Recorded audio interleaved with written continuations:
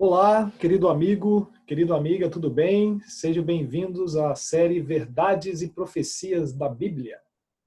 É um prazer estarmos aqui mais uma vez para estudarmos a Palavra de Deus. Nós fizemos o tema 1, falando sobre a Bíblia, e vamos entrar hoje no segundo tema desta série. Eu tenho certeza que Deus vai abençoar você e sua família nesse estudo que teremos hoje. Então, compartilhe com amigos e parentes, tanto aqui no Face como no YouTube também. Será disponível ali esses vídeos, essas séries, tá bom? Eu estava pensando o que falar, como começar. Falamos sobre a Bíblia e agora vamos entrar na Palavra de Deus. O que falar, como começar um estudo? E eu lembrei de uma passagem interessante, quando Jesus, ele diz em Lucas, capítulo 24, verso 27, acompanha comigo a leitura. Jesus ali caminhando com os discípulos, dois de seus discípulos, e resolveu pregar e ensinar as palavras, a Bíblia para eles. E diz assim: e começando por Moisés, discorrendo por todos os profetas, expunha-lhes o que a seu respeito constava em todas as Escrituras.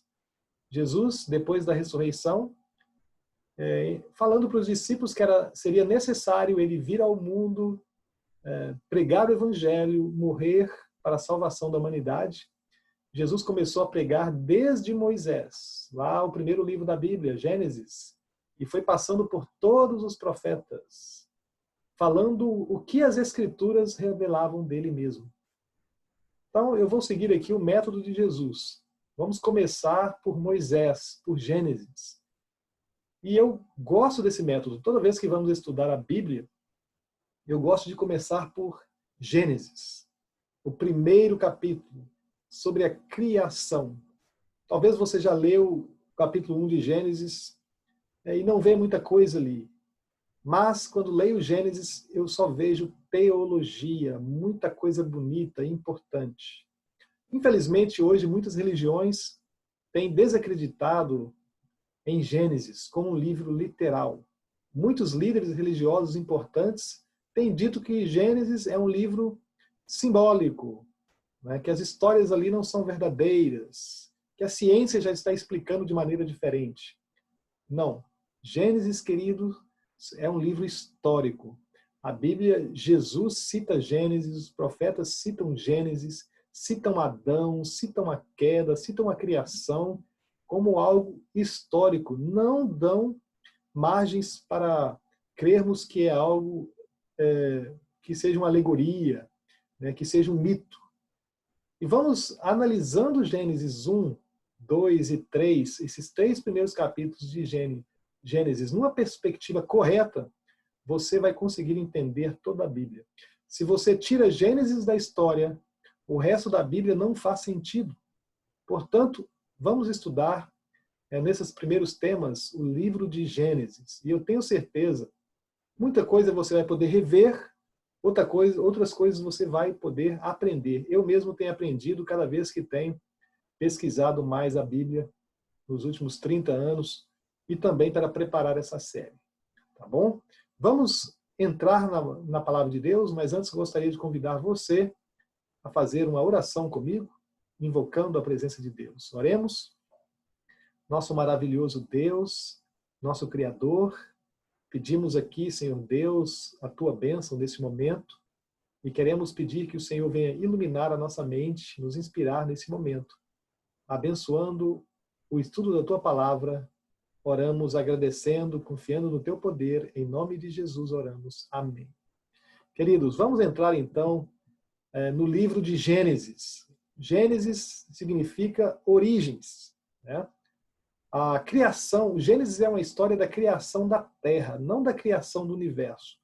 Apesar que no primeiro verso pode dar entendimento de uma criação do universo, né? O relato da história de Gênesis é um relato que vai cuidar da criação do nosso planeta. Quando Deus criou a Terra, o universo já existia, o céu já existia, anjos já existiam, né? Então, a Gênesis vai cuidar da criação do nosso planeta e o universo já existia, temos que entender entender isso e partir deste princípio, tá bom? É muito importante isso. Então, o livro de Gênesis fala de um Deus criador, né?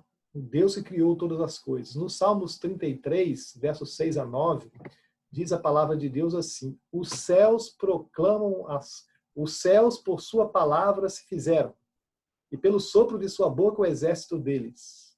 Pois ele falou, Deus falou, e tudo se fez. Ele ordenou, e tudo passou a existir. Veja que interessante, né?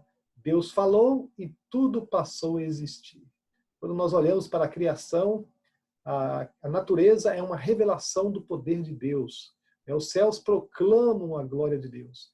E quando olhamos para as coisas criadas, só podemos ver que há um engenheiro, um projetista maravilhoso que não só projetou, como executou toda a obra da criação. E tudo foi feito através da sua palavra, pois a palavra de Deus tem poder e é poderosa. Ao olharmos as coisas mais simples para as coisas mais complexas, entendemos que há um grande Criador maravilhoso. Hebreus 11 diz que pela fé entendemos que foi o universo formado pela palavra de Deus, de maneira que o visível veio a existir das coisas que não aparecem. Muitos hoje cientistas são criacionistas, né? Nós não estamos sozinhos. Muita gente da ciência está conosco, crendo na criação, um Deus criador. Enquanto, às vezes, muitos religiosos, infelizmente, já não creem na criação. Mas a Bíblia é um relato histórico e não contradiz a verdadeira ciência, né? Quando lemos Gênesis, entramos então na semana da criação. Deus, no seu coração, propôs criar seres humanos, à sua imagem e semelhança. E esses seres deveriam ter a sua imagem e semelhança, e Deus queria criar, antes de criar o homem, criar um castelo, um palácio, criar a terra para que fosse um lugar de habitação do ser humano, para que Deus pudesse ter um contato especial, uma comunhão com os seres criados. E Deus resolveu criar num período de 7 dias. Ele poderia ter criado automaticamente todas as coisas, mas assim ele não fez. Ele decidiu fazer num período de 7 dias. Iniciou-se assim, portanto, uma semana. Veja, na natureza nós podemos ver o dia. A ciência nos ensina que um dia é o tempo que a Terra gira em torno de seu próprio eixo. A ciência também diz que o mês é o tempo que a Lua dá um giro em torno da Terra. O ano é o tempo em que a Terra gira em torno do Sol. Isso é explicado pela ciência. Então, o dia, o mês e o ano está marcado na natureza. E a semana? A semana está marcado na criação, né? 7 dias que Deus resolveu fazer, criar toda a Terra. Então, a semana ficou registrada. E de lá para cá, a semana está registrada nas civilizações e chega até nós. Então, esses foram os feitos de Deus em cada dia da criação.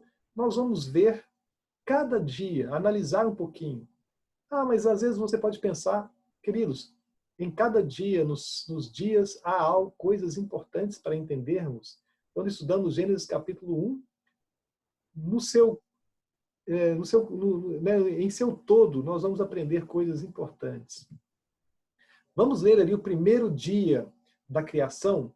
Gênesis capítulo 1, versos 1 e 2, diz assim: no princípio, criou Deus os céus e a terra.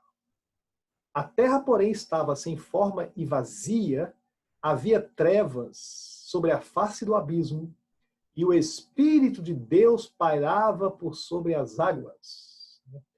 Eu gosto desses 2 versos, como a Bíblia começa. Então, eu até coloquei em amarelo ali, no princípio, né? Princípio, Deus e o Espírito de Deus. Nesses 2 primeiros versos, a gente já vê um show de teologia bíblica. A Bíblia fala de um Deus triuno, a trindade, a divindade, né? Deus Pai, Deus Jesus e Deus o Espírito Santo. E nós podemos ver os 3 aqui na criação, operando.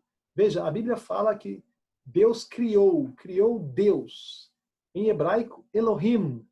Elohim é o plural de Deus. A Bíblia nos fala de cara de um Deus plural, né? Um Deus que há uma pluralidade. Ali a gente vê o Espírito de Deus, que é o Espírito Santo, envolvido na criação.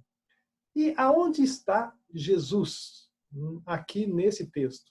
É interessante, João, no seu evangelho, que ele escreve, o apóstolo João, ele vai começar o seu evangelho como Gênesis começa. Moisés começou no princípio, criou Deus. Veja como João inicia o seu evangelho no capítulo 1. No princípio, veja, João começa como Moisés. No princípio era o Verbo. E o Verbo estava com Deus e o Verbo era Deus. Todas as coisas foram feitas por intermédio dele, do Verbo. E sem ele, o Verbo, nada do que foi feito se fez. Ou seja, o Verbo fez todas as coisas. Agora veja o verso 14 do Evangelho de João. E o Verbo se fez carne e habitou entre nós. Veja que interessante. O Verbo se fez carne e habitou entre nós. O Verbo é Jesus.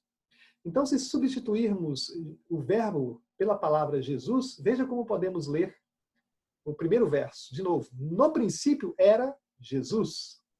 E Jesus estava com Deus e Jesus era Deus. Todas as coisas foram feitas por intermédio de Jesus.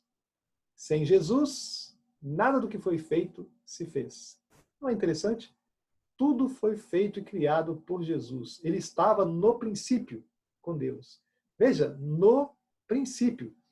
Veja o que Jesus fala sobre o princípio, lá em Apocalipse capítulo 21, verso 6. Jesus diz assim, eu sou o alfa e o ômega, o princípio e o fim. O alfa, a primeira letra do alfabeto grego, o ômega, a última letra. Jesus diz, eu sou o alfa e o ômega, o princípio e o fim. Ou seja, Jesus, ele diz que ele é o princípio de todas as coisas. Quando voltamos lá em Gênesis e lemos lá, no princípio criou Deus, esta palavra no hebraico, pode ser traduzida como pelo ou através. Então nós poderíamos ler também que através do princípio, que é Jesus, Deus criou os céus e a terra. É uma forma interessante na teologia. É óbvio que o princípio ali está referindo também ao princípio de todas as coisas, o princípio da terra. Mas podemos colocar aqui Jesus encaixado juntamente com Deus e o Espírito Santo na criação. No princípio criou Deus. A Bíblia fala de um Deus triuno.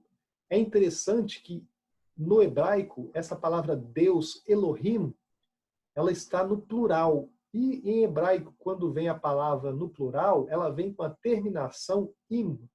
E im é um plural de 3 ou mais. Não pode ser 2 pessoas. Quando em hebraico há um plural de 2, a terminação é diferente. É aim. Né? Então não diz ali Elohim, 2 pessoas, mas diz Elohim. Alguns dizem que é um plural magéstico e vem com muita história. Nós cremos que Deus colocou isso de maneira intencional. Veja a pluralidade de Deus no próprio capítulo, nesse primeiro capítulo, no verso 26, Gênesis 1, 26, Deus falando na criação do homem, diz assim, façamos o homem a nossa imagem conforme a nossa semelhança. Veja que interessante. Deus não diz ali, eu faço o homem à minha imagem e à minha semelhança. Não. Façamos o homem à nossa imagem. Pluralidade. Você vê mais de uma pessoa na criação. Isaías também faz uma pergunta ali, Deus faz uma pergunta, né? Quem irá por nós? Quem irá por nós? Isaías fala, Senhor, envia-me a mim. Também você vê ali uma pluralidade. Deus plural, né? No princípio criou Deus os céus e a terra. Veja o verso seguinte, a terra, porém, estava sem forma e vazia, e havia trevas. Trevas. Quando Deus criou o planeta, Deus chega no lugar aqui no nosso sistema, o planeta estava ali sem forma, ele criou e o planeta estava sem forma e vazia. E havia trevas, escuridão. A primeira parte do dia havia trevas, né? Quando Deus cria, no primeiro dia, a primeira parte foi trevas, tudo estava em trevas. E continuando o texto, no versos 3 a 5, ali vai dizer a palavra de Deus: e disse Deus, haja luz, e houve luz. E viu Deus que a luz era boa, e fez separação entre luz e trevas. Chamou Deus a luz dia e as trevas noite. Houve tarde e manhã o primeiro dia. Veja, queridos, então, logo no primeiro dia, Deus cria a luz, né? Não havia criado o sol ainda, mas que luz é essa? Pode ser uma luz sobrenatural, a gente não tem uma revelação especial sobre isso. Talvez uma própria luz que emanava de Deus, Deus se ocultou nas trevas. E após um período ali, quem sabe de 12 horas, Deus disse, haja luz, e houve luz. E ele chama a luz dia e as trevas noite, né? E quando ele diz que houve tarde e manhã, a parte da manhã, a parte clara, a parte da tarde, chamada aqui da noite. Nós até falamos tarde da noite, né? Usamos essa expressão. Portanto, o primeiro dia começa com a noite, com a tarde, com a parte escura. Houve um período ali até que Deus disse, haja luz. E quando Deus disse, haja luz, então houve uma claridade e a terra foi iluminada. O primeiro dia. Aqui, queridos, em hebraico, na própria linguagem hebraica, e os judeus entendem, é um dia de 24 horas. Tem um ensinamento que o primeiro dia foi de 1000 anos, né? E isso não bate com, não está em harmonia com a Bíblia. Em hebraico, na linguagem hebraica, nos diz que é um período de 24 horas. A gente vai ver, por exemplo, que as plantas vão ser criadas no terceiro dia. Se fosse um período de 1000 anos, e o sol vai ser criado só no quarto dia. Se fosse um período de 1000 anos, como é que as plantas iriam sobreviver por 1000 anos sem a luz solar, que nasceria 1000 anos, que seria criado 1000 anos depois?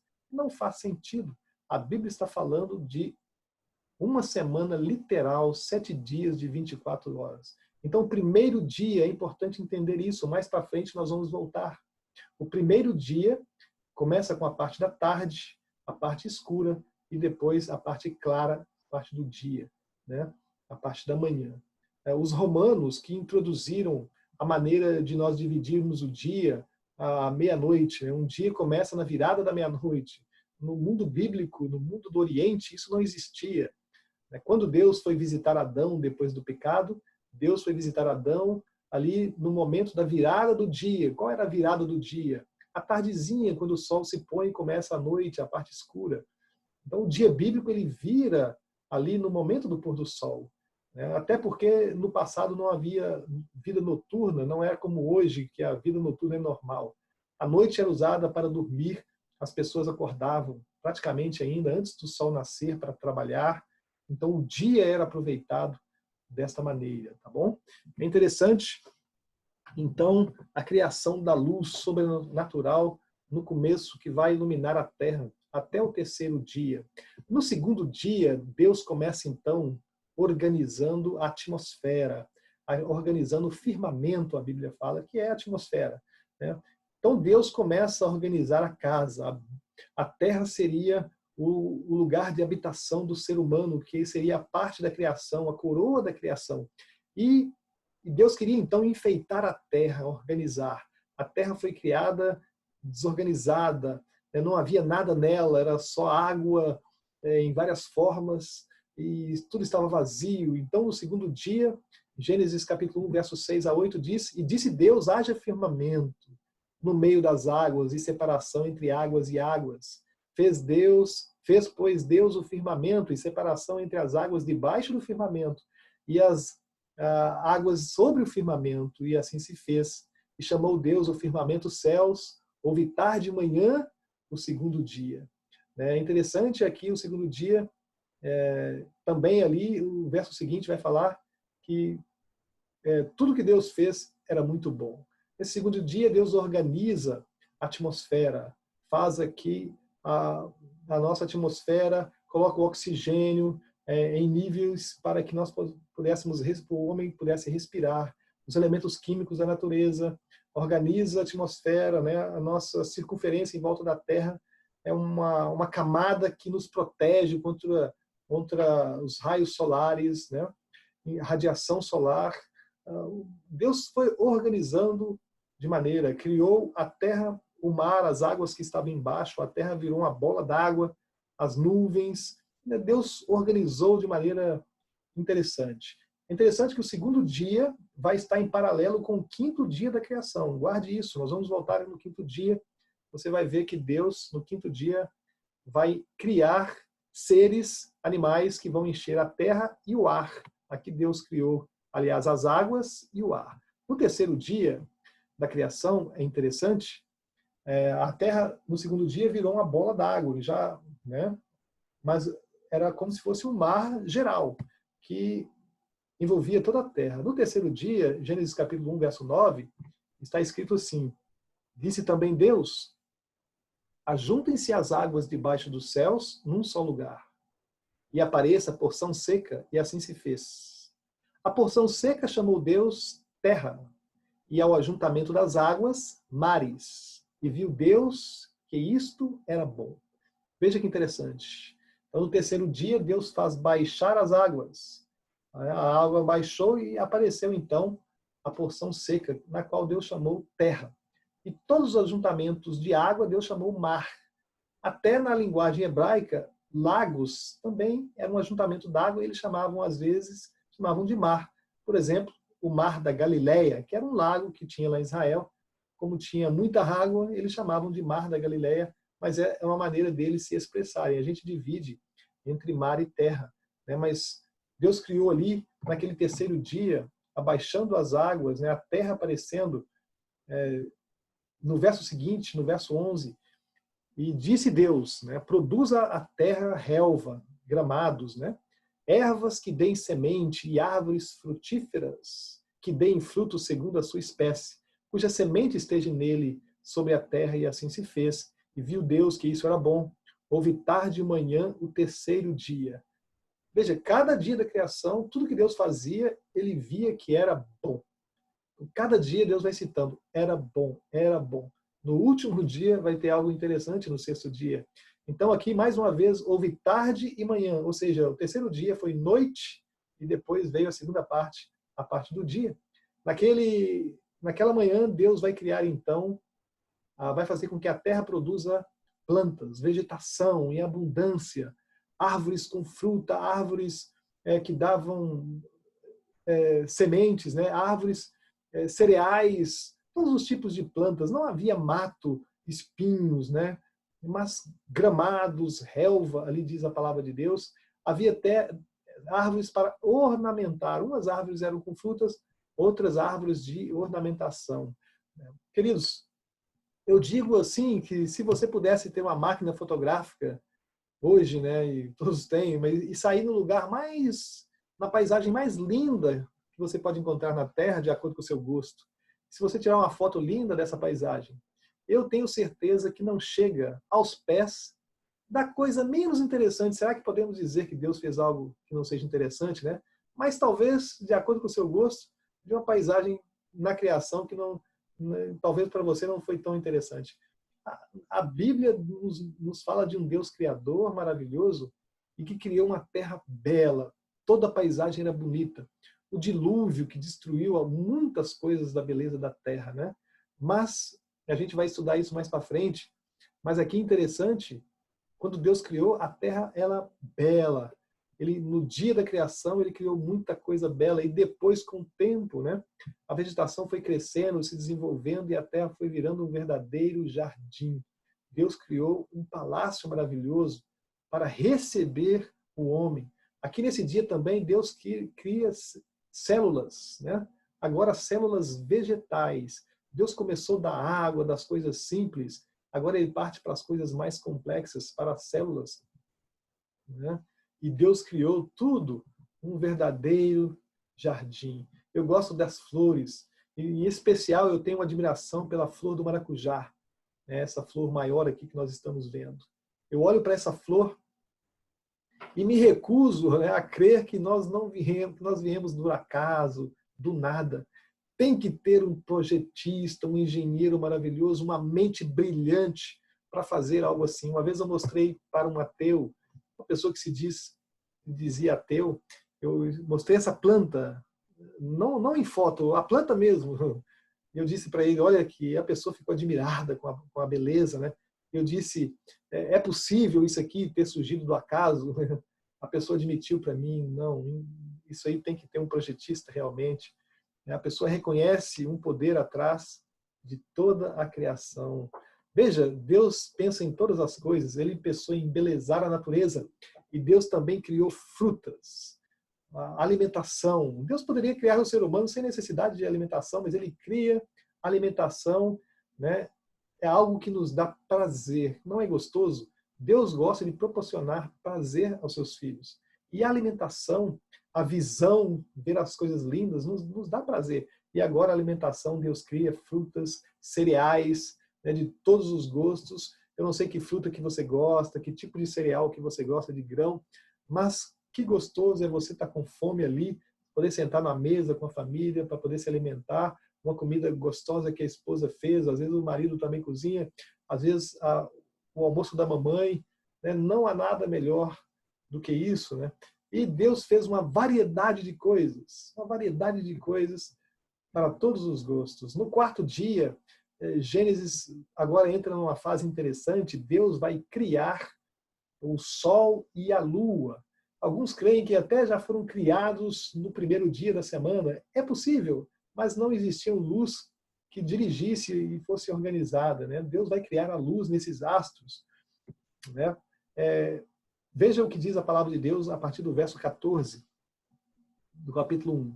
Fez Deus os dois grandes luzeiros, o maior para governar o dia, o menor para governar a noite, e fez também as estrelas, e os colocou no firmamento dos céus para iluminarem a terra.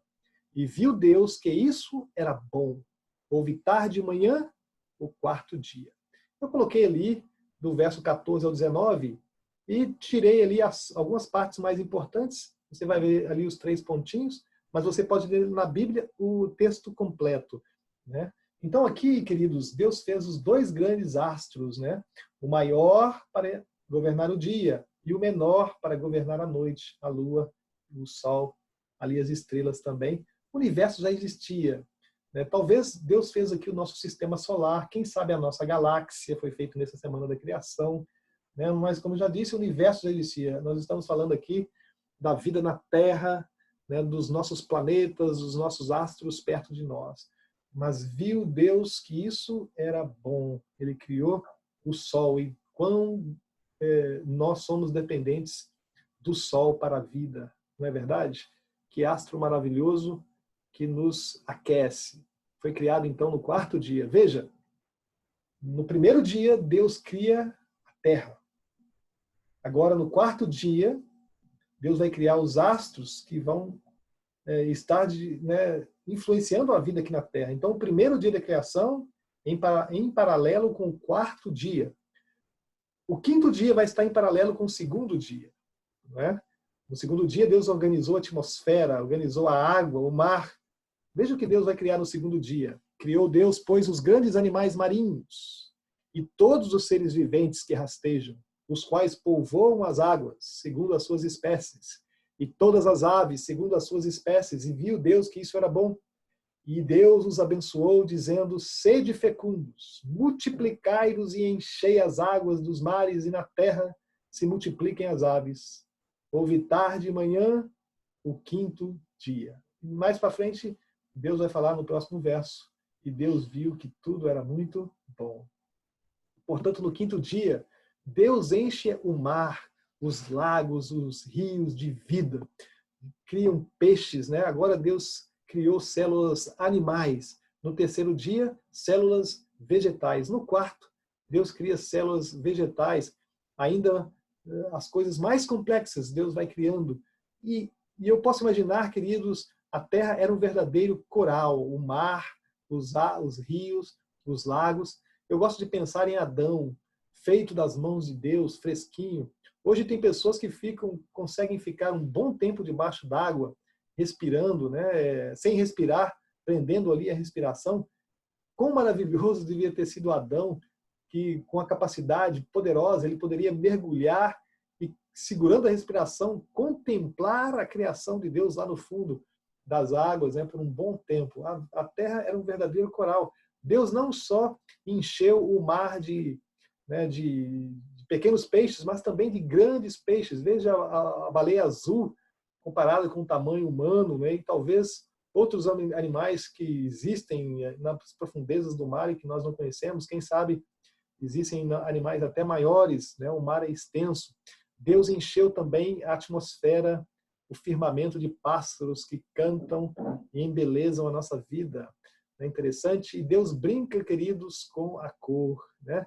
Ele brinca de pintar animais. Eu uma vez trabalhei num local que tinha um pato desse ali que ficava num lago que eles fizeram artificial, um casalzinho. Que lindo a criação de Deus, né? Quando olhamos para animais e a gente fica fascinado com a criação de Deus, né? Como Deus pensou e de maneira maravilhosa projetou, como um pavão poderia ter existido por acaso, né? Nós vimos um Deus que brinca com a sua criação e ele quer também, criou os animais para companheirismo do ser humano. No sexto dia, veja, o penúltimo dia da criação, talvez agora um dos dias, o dia mais importante até então, os 2 últimos dias da criação. Deus preparou toda a terra foi criada, ele encheu, colocou o sol, colocou os animais, os peixes. Agora, no sexto dia, no quinto dia, ele está em paralelo, como eu disse, com o segundo dia. Deus encheu o mar, criou o mar no segundo dia e a atmosfera. No quinto dia, ele encheu o mar de vida e a atmosfera também. Agora, no terceiro dia, Deus criou a terra, né? A parte seca. E agora, no sexto dia, que vai estar em paralelo com o terceiro dia, Deus vai criar os animais para povoar também, encher a terra, para servirem de companheiros do ser humano. Gênesis 1, 25. E fez Deus os animais selváticos e segundo a sua espécie, e os animais domésticos conforme a sua espécie, e todos os répteis da terra conforme a sua espécie. E viu Deus que isso era bom. Veja, Deus começa a criar no sexto dia. Eu gosto de pensar que passou toda a parte escura. A Bíblia não diz isso, né? Mas eu gosto de imaginar que Deus criou no momento em que havia claridade. Ele esperou a noite passar e logo de manhãzinha, ao nascer do sol, ele enche a terra de animais.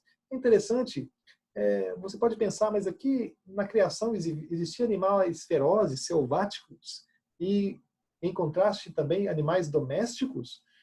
Deus não fez tudo perfeito? É óbvio que sim, Deus fez tudo perfeito, tudo puro, animais não eram ferozes. Mas quando Moisés escreve Gênesis, ele não escreve para o povo ali na criação, ele escreve para o seu povo, na época dele, 1.500 anos antes de Cristo, a criação já tinha acontecido há um bom tempo. E Moisés, como profeta, ele vai escrever para o povo da sua época entender. Povo na época de Moisés e na nossa época existem animais ferozes, por causa do pecado, muitos animais tornaram-se ferozes, né? Perigosos, e existiam animais domésticos. Então, para facilitar a comunicação, ele diz que Deus criou animais, tanto os animais selváticos, como também os animais domesticáveis, né? Mas todos os animais na criação eram mansos. É óbvio que talvez Deus criou alguns animais que ficariam mais próximos do ser humano, e alguns animais que seriam mansos também se relacionariam com o ser humano, mas talvez ficariam um pouco mais na floresta, né, nos jardins. Então, aqui Deus encheu a terra de vida. Né, encheu a terra de vida. Agora a terra estava preparada, toda criada, bem, tudo em harmonia, tudo paz. Era o momento de Deus trazer, então, a parte, o ser mais importante da sua criação, o ser humano, a coroa de sua criação. E Deus, de maneira magnífica, vai narrar ali Moisés, em Gênesis capítulo 1, versos 26 e 27. Acompanhe a leitura comigo. Também disse Deus, façamos o homem à nossa imagem, conforme a nossa semelhança. Tenha ele domínio. Aí vai continuar o verso, domínio sobre o quê? Sobre os animais, sobre a terra inteira. O homem foi feito para dominar. Deus criou, pois, o homem à sua imagem. A imagem de Deus o criou. Homem e mulher os criou. Veja que interessante, eu destaquei ali, então, a palavra domínio, já disse, né, o homem deveria dominar em toda a terra. É interessante quando Deus ele fez o ser humano, fez a terra, fez o ser humano, colocou o ser humano ali, colocou o ser humano para dominar sobre a terra. Isso é importante dentro da teologia, porque Deus deu responsabilidade ao homem, né? Então, vestiu o homem de responsabilidade de dominar a terra. Foi um presente que Deus deu, a vida e o domínio da terra para o ser humano. A terra era de Deus, sempre foi. Ele é o Criador. Mas ele passou esse domínio, então, e deu responsabilidade ao homem de dominar a terra, né? E ali Deus disse assim, façamos o homem à nossa imagem e à nossa semelhança. O homem foi feito, tanto o homem como a mulher, a imagem e semelhança de Deus. O que é imagem e semelhança? Quando você ouve a palavra imagem, o que vem à sua mente? Imagem está ligado à aparência. Você vai ao espelho e lá está a sua imagem, não é você, né? É só um reflexo da sua pessoa. Assim também nós somos um reflexo de Deus.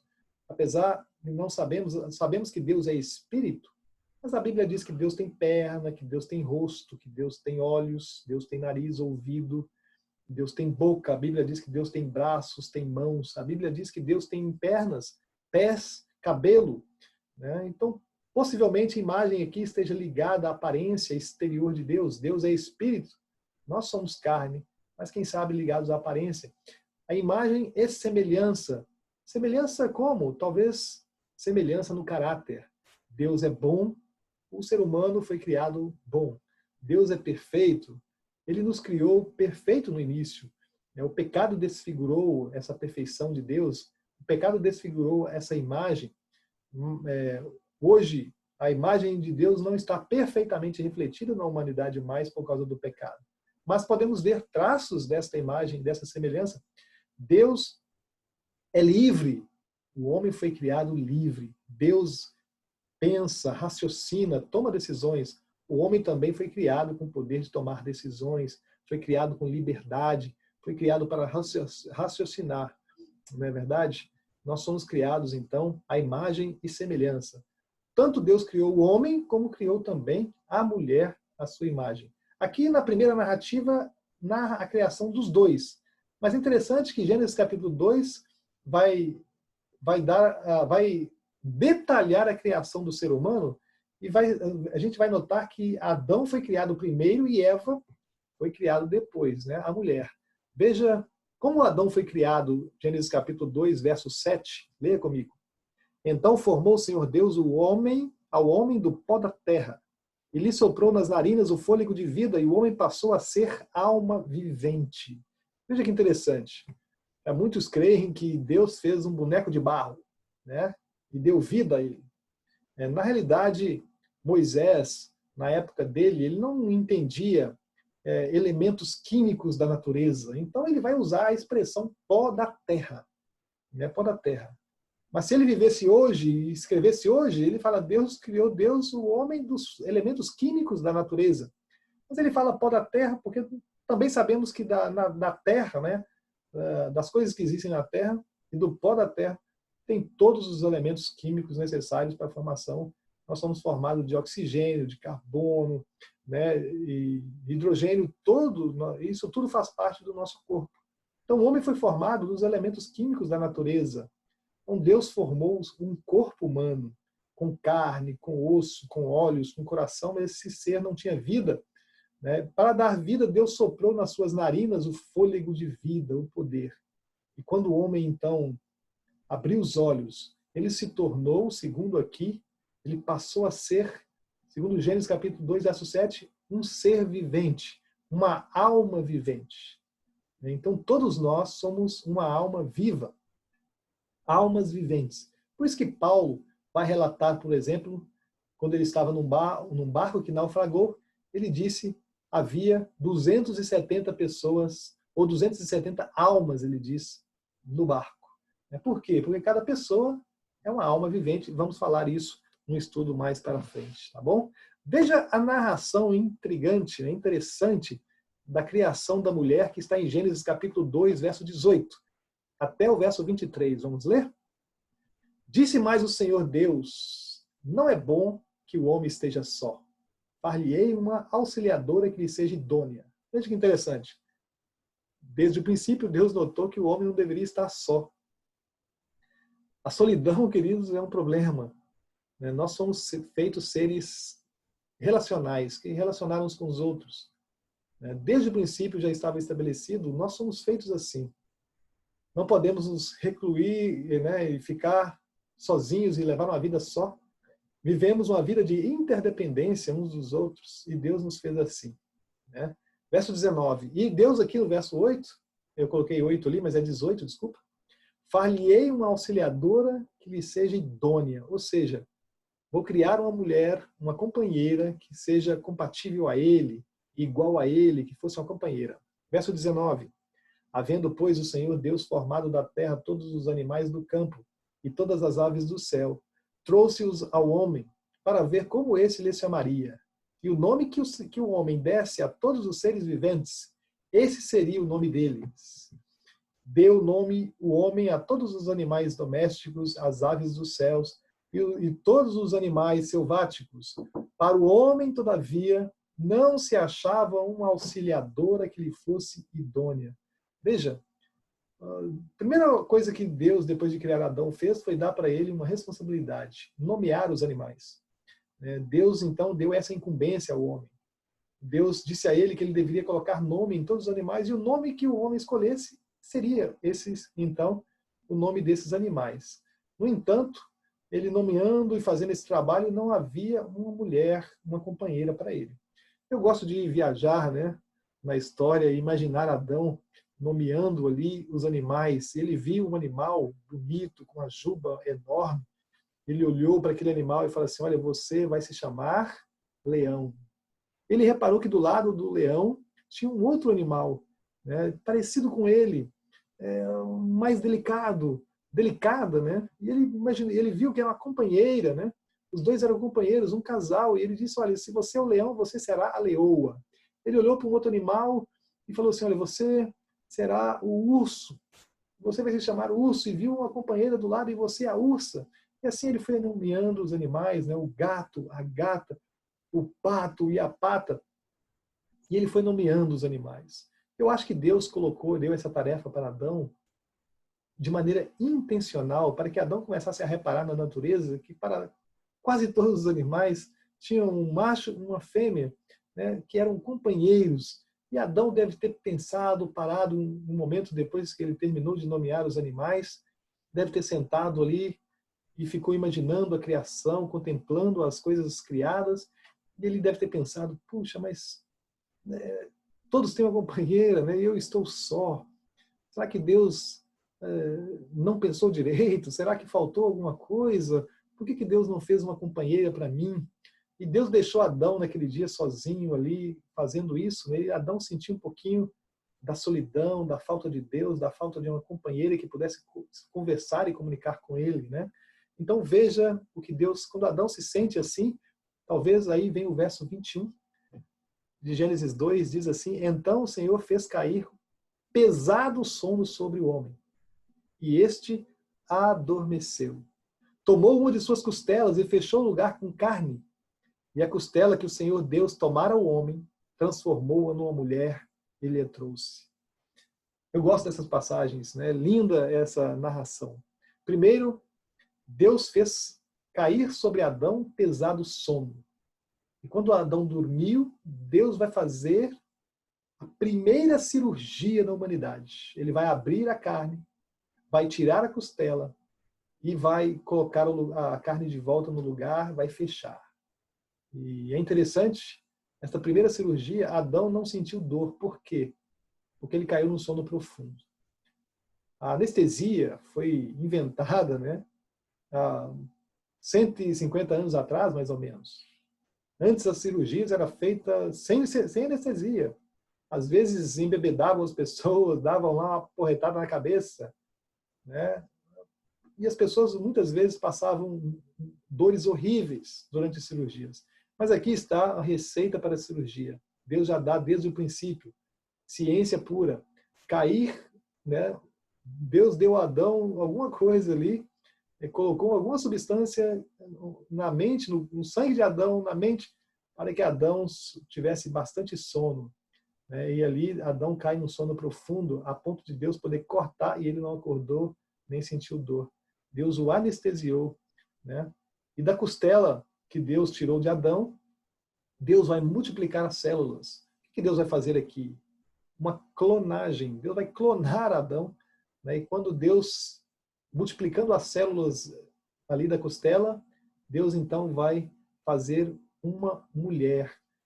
Ali vai estar uma esposa para Adão, uma companheira. É interessante que muitos dizem, né, que Deus tirou uma costela, ou seja, um osso que está do lado. Não tirou um osso que está nos pés para que a mulher fosse pisada, nem tirou um osso da cabeça para que a mulher não mandasse, mas tirou um osso da costela ao lado do homem, para que ambos andassem lado a lado, fossem companheiros, fossem iguais perante Deus. Essa era a vontade de Deus, né? Onde o amor existisse, iria existir um companheirismo, onde tomaria decisões juntas, andariam lado a lado. Esta foi a vontade realmente de Deus, né? Então, quando Deus fez a mulher, eu imagino, Eva, com certeza, foi a mulher mais linda que já pisou na terra. Assim como Adão, talvez o homem, com certeza, o homem mais lindo, mais bonito que já existiu. Ambos criados, né, por Deus ali, fresquinhos, super saudáveis, corpos vigorosos. Né? E Eva era linda. E quando Adão, então, está acordando da sua cirurgia, ele vai abrindo os olhos. Quando ele abre o olho, ele vê Eva e fica contemplando a beleza de Eva. E ele vai, então, recitar o próximo verso da Bíblia, que é o Gênesis 2, 24. Você vai notar que na sua Bíblia, na maioria das Bíblias, o verso 24 de Gênesis, ele vai estar um pouquinho para dentro dos outros versos normais da Bíblia. Por quê? Toda vez que a Bíblia vem com alguns versos um pouquinho para dentro, você vai notar que isso denota poesia ou linguagem poética. Adão vai recitar um verso poético. Ali, o primeiro verso da Bíblia. Sabia que na Bíblia tem muita poesia, tem muita linguagem poética? Por exemplo, todo o livro de os livros ali são músicas em linguagem poética. Você vai ver que vai estar um pouquinho para dentro toda a linguagem do livro de Salmo. O livro de Provérbios é feito em linguagem poética. O livro de Jó, boa parte, a maioria, quase todos os capítulos são linguagem poética também. Adão, então, maravilhado com aquela visão de Eva, né? Impressionado, ele vai recitar no verso 23, desculpa. E disse o homem: esta, afinal, é osso dos meus ossos e carne da minha carne. Chamar-se-á varoa, porquanto do varão foi tomado. Interessante aqui, essa palavra meio antiga na linguagem portuguesa, né? Na linguagem do português, varoa, varão e varoa. Varão é homem, varoa é mulher. No português não fica lindo, mas em hebraico, na linguagem original, fica algo bonito, porque Adão foi chamado por Deus, homem, e Deus o chamou de Ish. Ish. Ish é homem. E quando Adão vê Eva, aqui ele não a chama de Eva, ele chama ela de mulher. Ele diz assim, olha, eu fui chamado de... Você sou eu. Eu me chamo Ish. Você se chamará Ishá. Você vai se chamar Ishá porque do Ish foi formado. Você se chamará mulher porque do homem foi formado. Então, você é osso dos meus ossos, carne da minha carne. Você está colado em mim, você veio de mim, você sou eu. É como se ele chamasse Roberto e diz assim, então, como você né, é como eu, você vai se chamar Roberto. Só um exemplo. Adão ficou maravilhado, então, com a sua esposa que Deus a deu. Né? Agora, os dois, então, naquele momento, no verso 24, Deus vai dar conselhos a eles e vai oficializar ali o casamento. Deus vai, no início, oficializar o casamento e Deus vai criar a instituição do casamento. Na criação, o casamento vem da criação e foi instituído por Deus ali como algo sagrado. Deus vai dizer, por isso deixa o homem, verso 24, por isso deixa o homem pai e mãe, e se unem à sua mulher, tornando-se os dois uma só carne. Veja, os dois, ambos juntos, cada um, o homem e a mulher, uniriam-se em casamento, tornar-se-iam uma só carne, como se fosse uma só pessoa. Assim como Deus também. São três pessoas distintas, mas a Bíblia diz que há um só Deus, ou seja, eles são uma só, né, unidos num relacionamento de amor. Não estou falando aqui casamento da divindade, nada disso. Estou dizendo que a mesma palavra que usa que serão uma só carne, né? Adão e Eva sendo duas pessoas diferentes ao se casarem, fazerem um compromisso. Assim também Deus tem um compromisso de amor e de relacionamento entre eles. A divindade é uma só. Então, queridos, aqui é um princípio para o casamento. Né? Quando casar, o homem deve deixar o pai, a mulher deve deixar a mãe. Quantas coisas ruins têm acontecido nos casamentos, né? Porque as pessoas não se desgrudam dos pais e levam os pais, né? Quando um homem casa, uma mulher casa, cada um, quem casa quer casa, né? Não deveria morar na casa dos pais. O melhor, às vezes há necessidade por um ano, alguma coisa assim, até você, alguns moram com os pais ali para ajudar a questão do aluguel por um tempo, no começo, mas não é o ideal. O ideal é as pessoas, cada um ter o seu lar. Agora, os dois estão se unindo, devem formar uma família. Pais e mães são importantes, mas agora são deixados, né, na questão familiar, e uma nova família é criada. Então a esposa deve agora submissão ao esposo, o esposo submissão à esposa, e ambos devem entrar em acordo para tomar as decisões. É interessante a família ouvir os conselhos dos pais, obviamente, né? Mas agora o casal. E Deus continua lá em Gênesis 1:28, a gente volta para Gênesis capítulo 1, e diz ali que Deus os abençoou. Veja que interessante. Fazendo o casamento, né? Deus os abençoou e lhes disse: sede fecundos, multiplicai-vos, enchei a terra, sujeitai-a, dominai sobre os peixes do mar, sobre as aves do céu, sobre todo animal que rasteja pela terra. Mais uma vez, Deus diz ao homem que deveria ter domínio. Mas aqui, três coisas importantes, três palavrinhas aqui que nós destacamos. Deus os abençoou. O casamento recebe a bênção de Deus. E Deus disse aqui também: sede fecundos, multiplicai-vos. O homem deveria encher a terra. E através de quê? Através de relações sexuais. Deus criou também o relacionamento sexual como algo abençoado. E dentro do plano divino, a relação sexual deve acontecer dentro do casamento. Fora do casamento, fora do contexto de família de casamento, a relação sexual pode se tornar uma maldição. A gente vê muito mundo hoje com muitos problemas, pessoas com problemas psicológicos, né, pessoas revoltadas. Muitas dessas pessoas são vindas de famílias, às vezes, adolescentes, crianças ainda, já têm filhos que não têm o pai, uma criança cresce sem um pai. Né? Em muitos casos, o amor da família envolve a criança e ajuda ali a suprir a necessidade. Em outros casos, as crianças crescem revoltadas, crescem largadas, não há um cuidado, não há uma família, e isso vai se tornando um problema na sociedade, trazendo várias consequências ruins. Mas o plano de Deus é que o casamento, então, a relação sexual fosse feita num contexto de família, né, evitando muitas doenças e coisas aí que tem pelo mundo. Né? Então, há religiões que creem, interessante, que o pecado de Adão e Eva foram ter tido relações sexuais. Você sabia disso? Algumas religiões pregam que o primeiro pecado, o pecado original, foi o relacionamento sexual. Não pode ser isso. Por quê? Porque na criação, no sexto dia, Adão e Eva eram perfeitos, Deus os abençoa e diz para eles, né? Sede fecundo, multiplicai, enchei a terra. Eles deveriam ter relações sexuais, foi a primeira ordem de Deus, e Deus fez isso para, mais uma vez, Deus adora, Deus gosta, Deus ama criar sentimentos que dão satisfação ao ser humano. Né? Deus cria coisas que dão satisfação ao ser humano.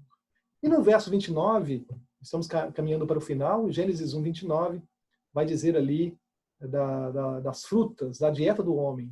Né? Qual seria a dieta do homem? Disse Deus ainda, eis que vos tenho dado todas as ervas que dão semente e se acham na superfície de toda a terra, e todas as árvores em que há fruto, que dê semente, isto vos será para mantimento. Deus traça aqui então, queridos, a dieta do ser humano, frutas, sementes, cereais, né? E Deus fez uma variedade de coisas saborosas, e todos nós podemos saborear e sentir prazer na alimentação, não é verdade? Mas veja, não havia, o homem foi criado estritamente vegetariano. E quando Deus restaurar todas as coisas, ele vai restaurar o homem também para ser vegetariano. A Bíblia aconselha que nós cuidemos do nosso corpo. E o homem foi criado vegetariano. E um dia voltaremos a ser assim. Carne depois foi permitido comer, mas não seria a melhor alimentação, principalmente nós que vivemos hoje. Os animais estão doentes, né? Então, a melhor maneira, a dieta de Deus, a dieta original, é uma dieta maravilhosa. E use e abuse da dieta de Deus. Né? Tudo que dá sobre a terra de alimentos, Jesus fala que os alimentos são bons e devem ser usados. E procure, queridos, usar variedades. Né? Não fique simplesmente no arroz e no feijão. Use variedades de grãos. Né? Toda semana faça pelo menos algo diferente para que o seu corpo vá adquirindo, né, ingredientes importantes para a saúde. No verso 30, Deus vai dar a dieta dos animais, que basicamente toda erva lhe será para mantimento. Ou seja, os animais eram herbívoros, comiam ali ervas, né? Não se alimentavam uns dos outros. Depois do pecado, mais tarde, por causa do pecado, os animais vão se desenvolver também para serem animais carnívoros. Alguns vão se adaptar ao seu aparelho digestivo, né? Foram sofrendo mutações e foram se transformando também. E hoje existem animais herbívoros, também animais carnívoros, não é verdade? Verso 31. Viu Deus tudo quanto fizera, e eis que era muito bom. Houve tarde e manhã, o sexto dia. Veja que interessante. Todos os dias era bom, mas no final do sexto dia da criação de Deus, ele viu que tudo era muito bom. Quando o homem foi criado, completou um ciclo. E agora entramos no último dia da criação, o sétimo dia. Leia comigo Gênesis 2. Assim, pois, foram acabados os céus e a terra e todo o seu exército. Havendo Deus terminado no dia sétimo a sua obra que fizera, descansou nesse dia de toda a sua obra que tinha feito. Veja que interessante. Até o sexto dia, Deus criou todas as coisas. No sétimo dia, ele viu que tudo feito era muito bom. E agora Deus vai criar no sétimo dia. O que Deus vai criar no sétimo dia? Ele vai criar o dia de descanso, o dia de repouso. Vai ser a sua segunda instituição. Eles já criaram o casamento como uma instituição, agora ele vai criar o sétimo dia como dia de descanso. Veja o verso 3 do capítulo 2. E abençoou Deus o dia sétimo e o santificou, porque nele descansou de toda a obra que como Criador fizera. Então veja, destaquei aqui 3 verbos nesse verso. Primeiro, Deus abençoou o dia sétimo. Deus santificou esse dia. E Deus também descansou nesse dia. Deus não se cansa. Tudo ele fez com a sua palavra. Mas aqui ele deu um exemplo. Ele passou um dia inteiro com Adão e Eva, abençoando, santificando e descansando juntamente com esse casal, talvez mostrando a Adão e Eva as belezas da natureza. Aqui Deus cria um princípio do sétimo dia, o dia do descanso. O sétimo dia virou o memorial da criação. Ali não havia pecado, não havia Israel, não havia ninguém. Deus, então, vai fazer o sétimo dia para a humanidade. Jesus diz que o sétimo dia foi feito para o homem, para benefício do homem. Um dia para o homem separar para um relacionamento especial com Deus. Né? Queridos, depois de criar todas as coisas, criar a terra de maneira maravilhosa, Deus ainda vai dar um presente maior para Adão e Eva. Vamos ver ali, a partir do verso 8 do capítulo 2. E plantou o Senhor Deus um jardim no Éden na direção do Oriente, e pôs nele o homem que havia formado. Deus então vai criar um jardim maravilhoso. Aqui diz que não era o jardim não era chamado Éden, era um jardim no Éden. Então Éden era uma região enorme. E Deus criou nessa região especial do Éden um jardim, uma casa, um palácio especial para Adão e Eva. E verso 9, do solo fez o Senhor Deus brotar toda sorte de árvores agradáveis à vista e boas para alimento. Veja, ali no verso 8 nos diz que Deus plantou um jardim. Aqui no verso 9 fala que Deus fez brotar. Né? Então você vê algo que Deus fez pessoalmente, né? De maneira ele mesmo, colocando a mão na massa. Ali Deus fez brotar o quê? Toda sorte de árvores agradáveis à vista, ou seja, árvores belas, tanto árvores de ornamentais como árvores de frutos belos, né? Boas para alimento. Veja, as árvores, os frutos, eu imagino que variedade que era aquele jardim de frutas que Adão deveria agora cuidar, né, desse jardim. Deus fez um jardim com muita variedade, um presente maravilhoso. No verso seguinte, no verso 9 ainda no final, ele diz assim, e também a árvore da vida no meio do jardim, e a árvore do conhecimento do bem e do mal. Veja, e no meio daquele jardim, Deus colocou uma árvore especial, que a Bíblia chama de árvore da vida. Esta árvore, as propriedades dela eternizava a vida. Deus não precisava disso, mas assim ele fez. Ele colocou uma árvore como símbolo da vida eterna. O homem se alimentar dessa árvore, né, ele viveria eternamente. Quando Adão e Eva vão pecar, eles vão perder o acesso a essa árvore vai ser tirada. E lá em Apocalipse, quando a gente vê Deus restaurando todas as coisas, a árvore estará de volta para a alimentação eterna e vida eterna do homem. Então, e também a árvore da vida no meio do jardim. Veja, Deus criou árvores que eram agradáveis à vista, né, belas, boas para o alimento. E aqui Deus cria a árvore da vida, que perpetua a vida eterna, símbolo de vida eterna e de sabedoria, né, de entendimento e sabedoria, dando ao homem saúde física, mental e espiritual. Só que Deus colocou uma outra árvore, a árvore do conhecimento do bem e do mal. Por que Deus foi criar uma árvore do conhecimento do bem e do mal e disse ao homem para não tocar? Imagina você fazer uma festa de aniversário e colocar ali o bolo e tal, e no meio do bolo colocar ali um chocolate para a criança, dizer para ela, não toque, pode comer o bolo, mas não toque no chocolate. Não seria algo complicado? Muitas vezes as pessoas ficam raciocinando assim, será que foi isso mesmo? Por que dessa árvore? Nós vamos entender nos próximos 2 temas, tá bom? Não perca esses 2 próximos temas. Veja que interessante. E saía um rio do Éden para regar o jardim, e dali se dividia, repartindo-se em 4 braços. Agora eu vou falar um tema aqui rapidinho para finalizar, meio polêmico para alguns, mas eu acho que não está na Bíblia por acaso. Deus aqui Moisés, ele vai localizar o jardim do Éden, numa região. Ele vai dar a localidade do jardim do Éden. Mas aí você pode pensar, mas não podemos saber, alguns argumentam que nós não podemos saber onde está o jardim do Éden, onde foi o jardim. O jardim realmente não, mas a região do Éden, ela é localizada na Bíblia. E Moisés vai fazer isso. E quando Moisés vai localizar o jardim, ele não vai usar a linguagem, porque muitos creem assim, mas não sabemos onde estava o Éden, porque a região do Éden, porque o dilúvio destruiu a terra. Realmente, o dilúvio destruiu muita coisa da terra. Mas quando Moisés escreve, ele escreve após o dilúvio.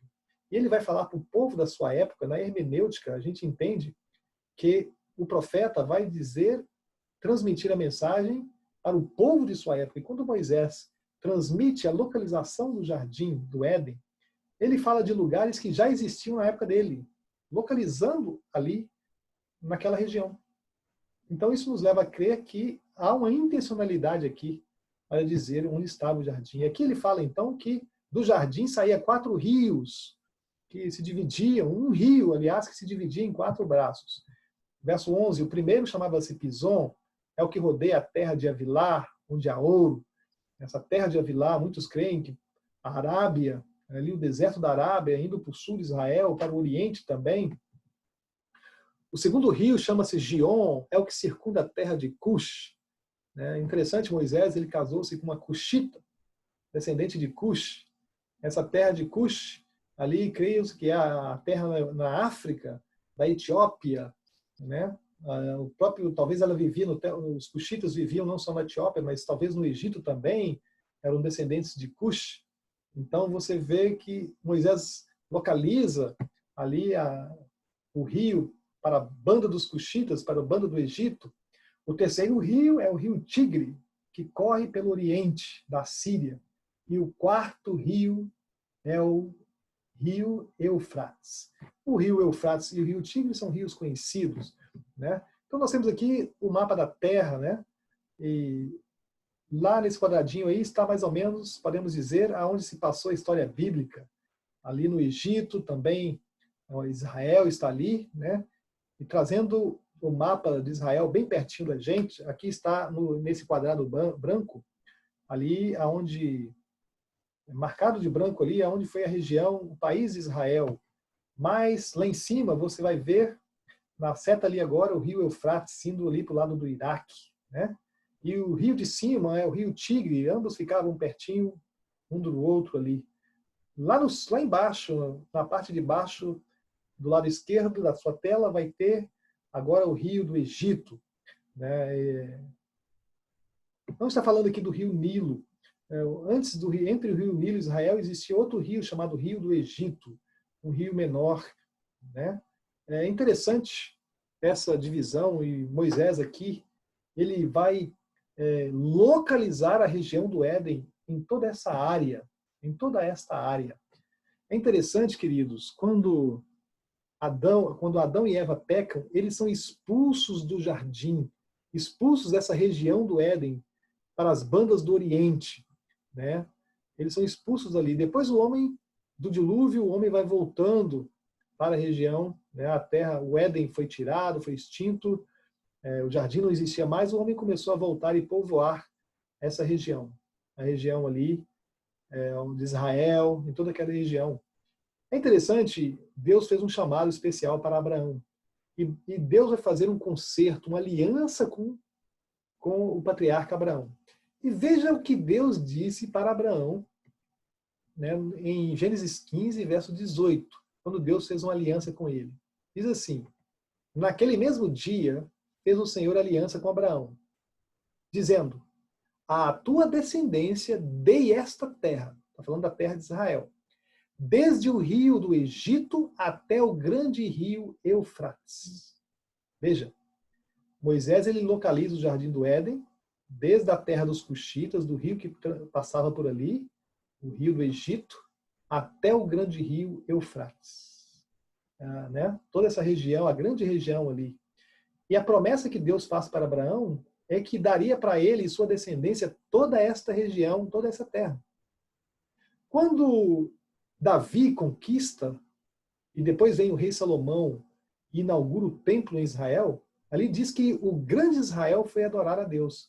Veio pessoas de todas as regiões conquistadas por Davi e Salomão.